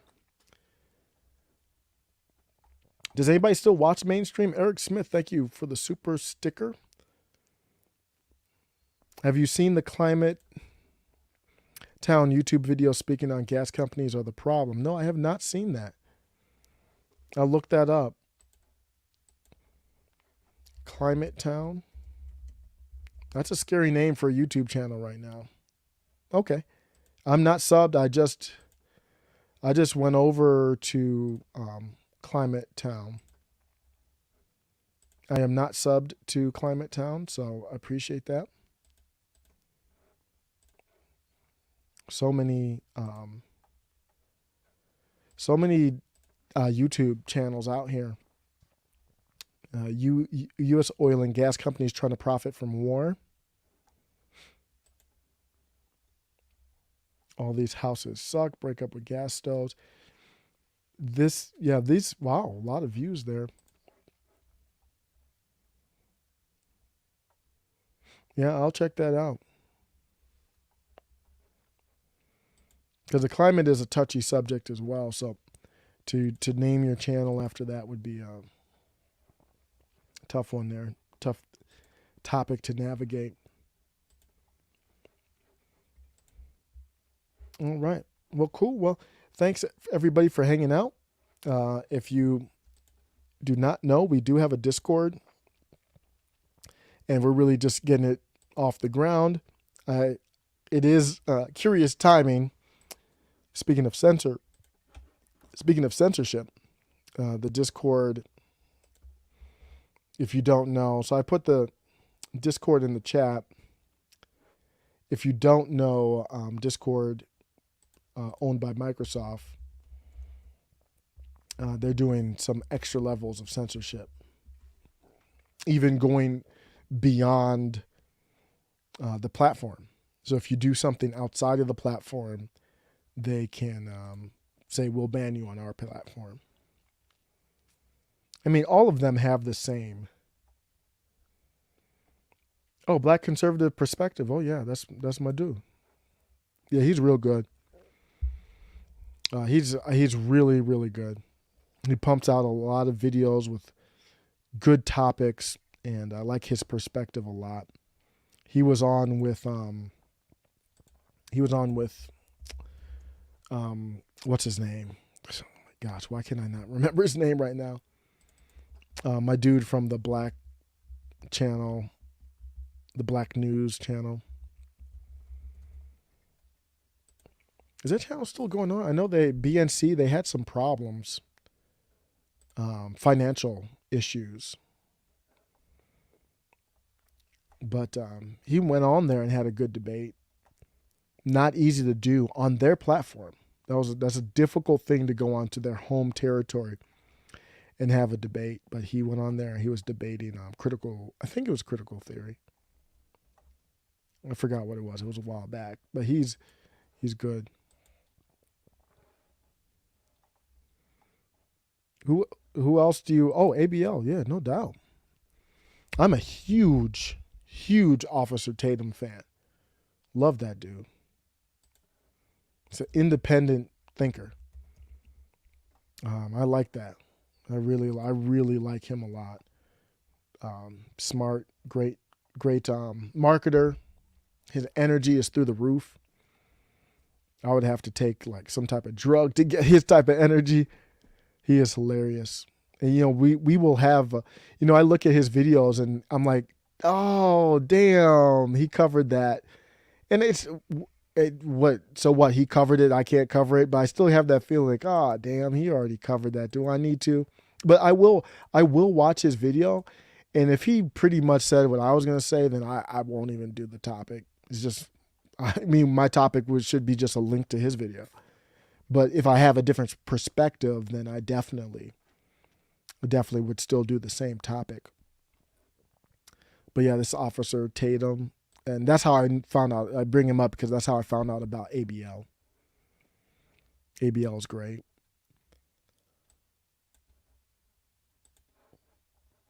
But Young Rip is still my dude. Yeah, beat Tatum. Oh yeah, for sure. Hey Ray, I shot you out. I saw you put a message in the chat at 10 p.m. Mountain. But cool. Yeah, I'm wrapping up. I'm just reading comments right now, hanging out late night. I know I saw James Lindsay was talking about the I don't know if I want to even say his name, the book about the reset. He was talking about, I want to read that. I got so many books.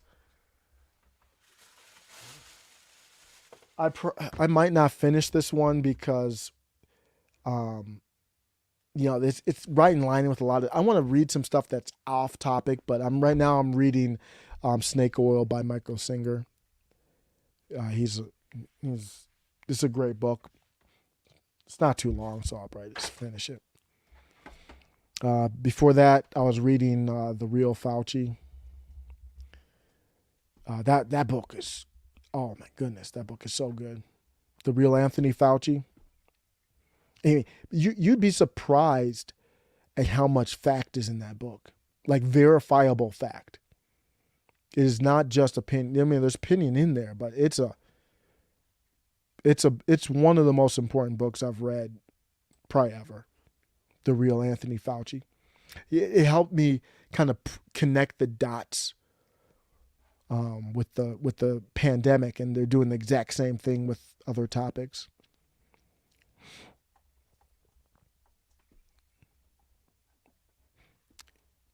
Yep. So there's a lot of stuff on my head, in my head right now as far as articles. There's stuff I wanted to talk about here, but I didn't get to. The story about the White House briefing TikTok stars, I might have to cover that again. I don't know if I can do it justice of how. It's not like this is the first time they've ever done stuff like this, but it's really bad right now. I want to flesh my thoughts out with that. It's interesting. It'll be interesting to see where CNN goes. I'm just talking about, topics right now. Let's see what's going on with Twitter Blue. Since I drank a coffee and a Monster, I'm like, I'm here. I'm here. I'm still sleepy, but I'm not, I'm awake. Yeah, it's weird. I'll drink. My wife will be like, "How the hell do you drink a coffee at night and go to sleep?" I still go to sleep. I just can't. I just don't want to do it every day. I was doing that for a while. That's a little crazy. Yeah, let's look at the Twitter Blue. I really like Twitter Blue for this top articles thing here. So, yep, just like the TikTok stars, you can see what people are saying about it. That makes a lot of sense with what we were talking about with Trump and the age group that he's going after. They're talking about what Cuomo W. What is this? How CNN's Jeff Zucker and his cronies manipulated. Glenn Greenwald says, I personally am uninterested in the consensual relationship between two adults at CNN or wherever. Yeah, because of the extra, it was an affair they had. Yeah, as long as it doesn't affect the news, I don't care about that part. But I have a feeling that affair did affect the news from one of our major channels. So I don't know. The email showing how Zucker and top deputies explicitly manipulated the news in interviews by top hosts to help Cuomo shows the depths of journalistic corruption. Wow. So I didn't see this. So there's text and sources. They tell the true story of how CNN's Jeff Zucker and his cronies manipulated the news. That includes literally cheerleading for the favorite Polls like Cuomo, as one exec texted. I know, but CNN, when CNN first started, early 2000s, when I think it was like 2004, 03, it was a great network. But everyone's open about what they are. They're not a news network. They're just entertainment. So I don't even look at them as a news network. And Fox News is open about that too, I think. Ukrainian official Bennett told Zelensky he should take Putin's proposal to end war. The loss of life is on him. That's not saying Putin is right. I'm just saying if you're playing a chess game and you're going to lose, you got to lay down your king, or you're going to go to the end where every piece is gone, or your king's hemmed up. I tweeted the other day, surrender is a possibility. I'm not saying it's right or wrong, or I'm only caring about the American side of things. I don't know what they all care about. Poll: Republicans beat Democrats among Hispanics at 27% among black voters. What is that? I feel like you go off Twitter for like an hour, and an hour, like that's a long time, and you come back and it's like all hell is broke loose. This has been going 18 hours now, but I didn't know this. What is this? Wow. I can't recall ever seeing a poll like this. Wall Street Journal finds Republicans up 9 points among Hispanics and 27% among black voters. I'm not an identitarian, but it is interesting to look at the different slices here, that I wouldn't change my approach for talking about issues. I'm principled, so it doesn't matter. I try to be, but that's crazy. It's by National Review. I don't know who the poll is. Let me see if I can get some more information. Republicans making gains among minority groups. I wonder if they made any gains around black women, or if that's all men. This is basically what Steve Bannon has been saying. I played that clip of Steve Bannon talking about black men. He specifically said black men are, the message is resonating with black men. I don't know. I'll have to look at that one.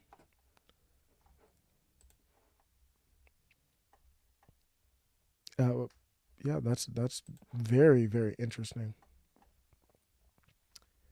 In the rubble of Ukraine's second largest city, survivors make their stand. Nobody wants the Russians, so we're seeing more war propaganda. A lot of Ukraine stuff. I think I'm pretty much done. Oh, look who's here. This is probably the first show I've done without mentioning young Nick Fuentes. I think that's Nick Fuentes' picture, right? The rise of white nationalist Hispanics.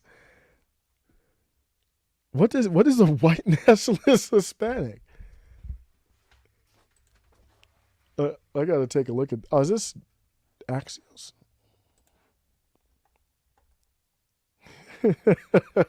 Nick Fuentes, the leader of a Christian-based extremist white nationalist group. I was listening to Nick Fuentes' show tonight before I went live. It's funny that he used this term the other day. He said, my show has a dynamic start time. He started like 2.5 hours, after his show is like 7 Mountain Time. He started at like 9:30. His chat is hilarious. His chat is off. I'm sure there's probably feds all in it or whatever, but it was like 2.5 hours. He has the coolest B-roll. Because I'm listening to him, I'm like, man, I have to get my B-roll game up. Because before he went live, it was probably half an hour. I'm listening to his clips, and his whole B-roll is basically hip-hop, a little bit of jazz. He's a big Kanye fan. Speaks to his followers in Washington, D.C. Nick Fuentes, identified as a white supremacist. He does not identify himself as that. He would call himself, I believe, a Christian nationalist. Made headlines last week for hosting a white nationalist conference. His father is also half Mexican American. I didn't know that. See, I was wondering because he has the last name Fuentes. It sounds like it could be Mexican. So that's weird. So they're saying that there's a white nationalist Hispanic. I don't even know what does that mean. So are they saying it in the classic sense?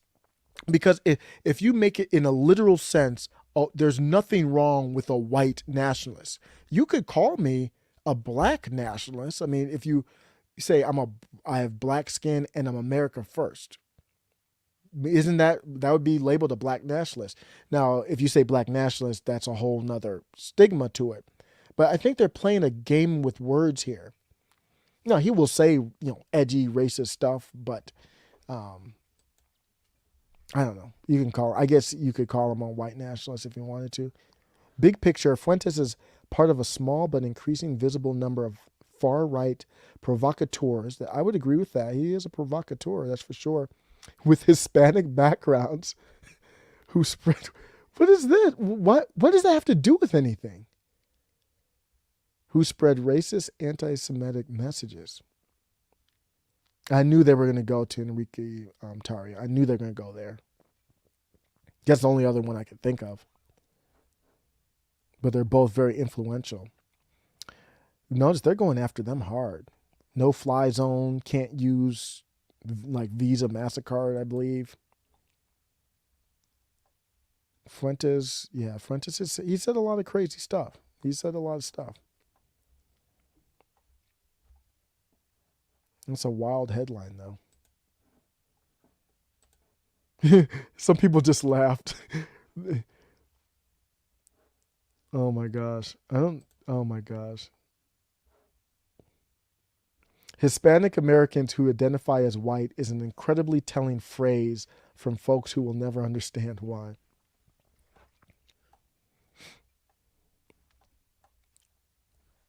Biden Democrats lose ground on key issues. I'm just rambling right now, so if you're hanging out, I'm just doing my stream of consciousness right now.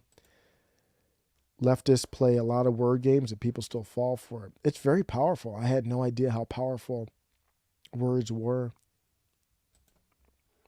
It's because they dared to challenge the white liberal savior narrative. That's exactly what it is. Nick Fuentes is very dangerous to the establishment. And I'm not talking about from like a violent standpoint. He has a lot of charisma. He's actually a very likable guy. Very bright. He's a problem. I mean, that's why he's on the no-fly zone. It had nothing to do with the racist comments. There's a lot of racists out here. They're all not on no-fly zones. The dude is influential. They feel like if they don't tamper him down, he could start something for real. I stay away a lot from the topic of Israel. It's just one of those topics that triggers people and stay away. There's so many other topics I can talk about that maybe trigger, but they aren't as controversial, I guess. Babylon B, restaurants now requiring proof of Ukraine support. I love Babylon B so much, man. I can't. Look at people just laughing. Aren't they? Like they give you that laugh that you need in the midst of all this other stuff. So perfect, man. They're brilliant, man. They got to be just in a room sitting around just throwing ideas out there. And they're like, yeah, that's it. Post it. Let's read that one real quick.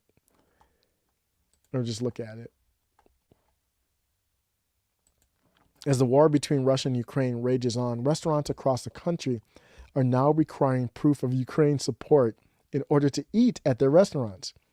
So well done. So well played. Well played. Even the establishment has to say, well played.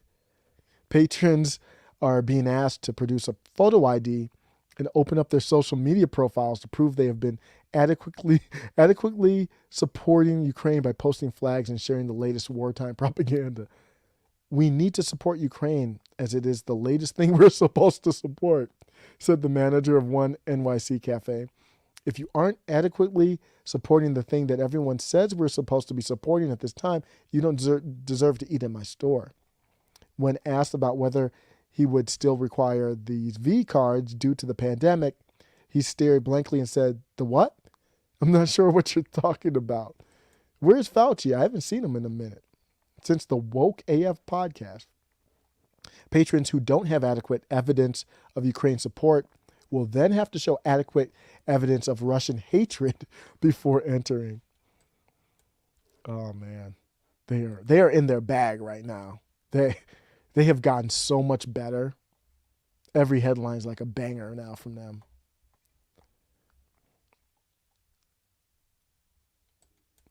Yeah, the J6 committee is. They're trying. They're trying hard to stop this midterm thing, however they can. J6 committee seeks to criminalize Republican fundraising. Let's see what that really means. Yep, after spying on the communications of members of Congress and the media, and probably random citizens too, like Bryson Gray, seizing bank records of Americans engaged in peaceful protest. Which one was that?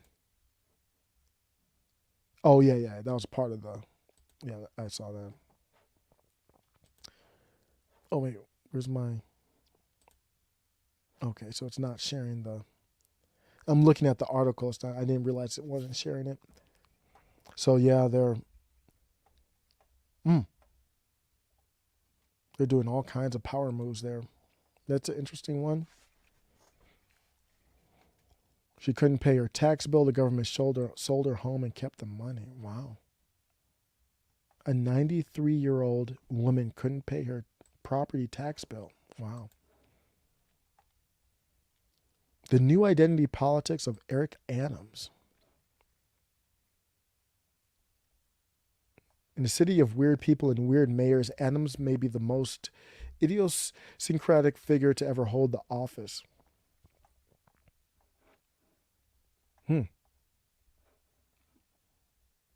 Okay. I don't know much about him. I'm not liking what I'm seeing from Eric Adams, though.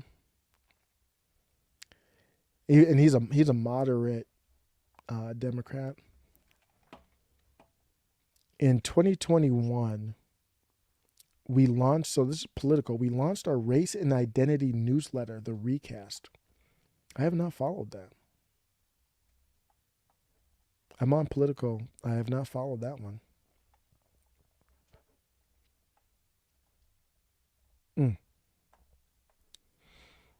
I'm gonna do one. I'm gonna do a thread, and I'll be out for real this time. There was a thread that I had on AOC. Let me see if I can find it. It wasn't really about AOC. It was more election stuff. Let's see if I can find it. Yeah, this is the thread here. I'm going to just go through this thread and I'll be out.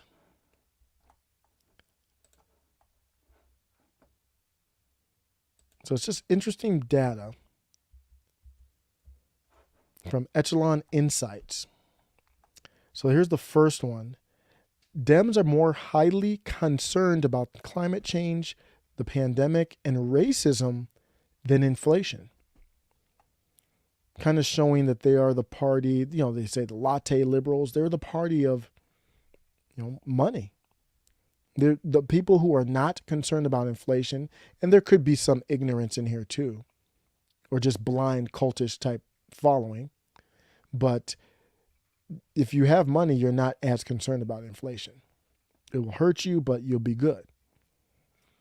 So when you look at it, people were more concerned about climate change. That's crazy. And so you look at it here, 48%. This is climate change. If you can see my mouse, I don't know if it shows the mouse, but climate change at 48%. Systemic racism, 43%. Pandemic, 43%. Inflation, 41%. This is as of from February 19th to February 23rd. 60% of Dems are extremely concerned that Donald Trump supporters are a problem for the country, tied with gun violence. So they basically equated gun violence with Donald Trump supporters. 60% of them are extremely concerned. If you look at the bars, 60% extremely concerned. So if you add up extremely concerned and somewhat concerned, 95% of Democrats are extremely or somewhat concerned about gun violence. So I don't know if it's the media doing that or the media covering what people are concerned about. I don't know if it's the chicken or the egg. But if you look at it, for Trump supporters, 87% are at least somewhat concerned about Donald Trump support. I don't know what that means. That's literally the question. How concerned are you, if at all, that the following are a problem for the country? The 87% say Donald Trump supporters. That's not GOP. They specifically cut out Donald Trump. That's crazy. Next one, Dems prefer Biden-Kamala endorsement over AOC. This was kind of surprising to me. I didn't know Biden, not really that they had more support, but Biden-Kamala, I thought the shine had come off of them, but maybe not. Biden-Kamala, this is like a fake candidate. So they said, hey, if the primary was held today, and you had to make a choice, and you had someone who was endorsed by Biden and Kamala, it's interesting that they put Biden and Kamala together. I think they're thinking Biden doesn't have the sway, it's Kamala. But if you put them together, their endorsed candidates polled at plus 14, AOC's minus 12. That's a 26-point swing. So AOC doesn't have swing there is what they're, at least this poll is saying. This is this is down the Nick Fuentes path, but it's just factual based on their polling. Democrats reject white male candidates across the board. So what does that mean? If the primary for Congress were held today and you had to make a choice, you break it down to race. If the candidate is a white man, white college people polled said minus 13. White non-college said minus 6. Black people they polled minus 16. So not based on anything about substance, just color of skin. That's crazy, man. People look at color of skin like that. That is wild. White college Dems reject candidates with business backgrounds and those that talk about getting back to normal with the pandemic.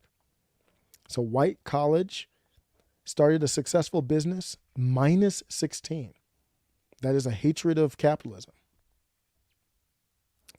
That is a telling poll there. Then minus 12 on getting back to normal from the pandemic. So they want, that's why they're still, you want to know why they're still wearing masks? That's probably why. Kamala holds a strong lead for president if Biden doesn't run. So Kamala, 29%. If Biden doesn't run, she's got 29%. AOC second place with 10%, but she is up 5. Mayor Pete dropped by 3. Stacey Abrams was much higher than I thought. But I think AOC is who they are grooming. They're grooming for the role of president, I think. Kamala Harris is plus 9 over AOC for president with Democratic voters under 50. Now, I know that's a high. AOC probably rules under 30, but I was surprised.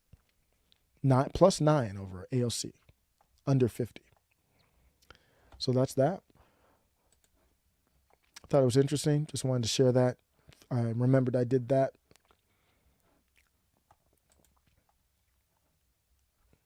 Okay. Somebody said, Somebody said at least AOC is kind of cute. We kind of touched on that subject when Adam Carolla went on Fox News and was talking about how beautiful, multiple times how beautiful she is. Here's my take. I mean, hey, everybody has their own thing. I just said there. I said there's no consensus on. Let's just say that there's no consensus on that. Like, I think a lot of people agree. Halle Berry, that was the one. Me growing up, pretty much 99% consensus on Halle Berry. There's not consensus on AOC. So, but hey, I don't blame you. All right. Well, thanks. I had 2 hours. That's the longest live ever. And that's what a coffee and monster will do. So I'm going to be out for real this time.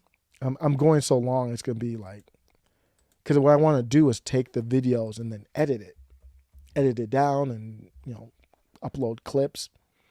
I got to get to a point where I can do some TikTok. I got to get to the point where I can do some TikTok stuff. But TikTok, I think be a little bit more thoughtful on your 30 seconds or whatever. But I'll do that. Get on YouTube Shorts, TikTok.